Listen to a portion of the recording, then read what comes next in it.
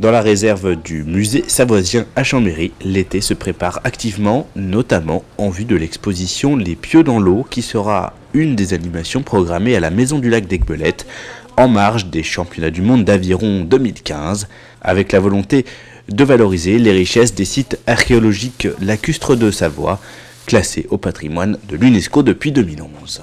C'est un vase qui est cassé en plusieurs gros fragments, on va dire, et qui présente des restes végétaux. Donc ce vase a 3000 ans. Ce vestige en céramique retrouvé il y a quelques années dans le lac du Bourget et remis au musée savoisien par les services de l'État sera donc un des objets présentés dans cette exposition.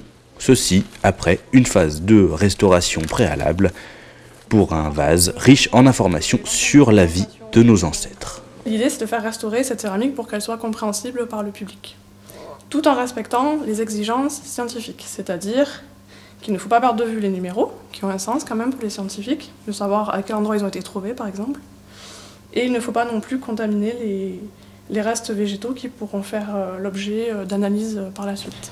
Après conditionnement pour le voyage, les morceaux du vase ont pris la direction de Vienne, en Isère, pour être traités par le Centre de restauration et d'études archéologiques Gabriel Chapota, créé en 1962 et bénéficiant d'une réputation internationale.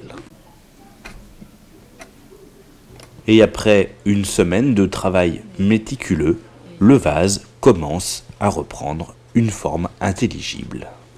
Je suis en train de combler une lacune, c'est-à-dire qu'on remplit l'espace laissé par les tessons manquants avec du plâtre et on a isolé les tranches des tessons avant de faire ça avec une résine acrylique pour qu'il n'y ait pas d'échange entre le plâtre et la céramique. Au regard du nombre de parties manquantes sur cet objet vieux de 3000 ans, c'est l'option d'une restauration à minima qui a été choisie. C'est-à-dire qu'on va essayer de consolider les parties qui sont trop fragiles pour la manipulation.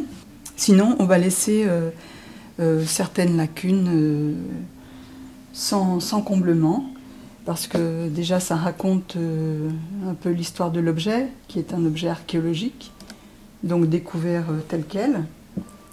Et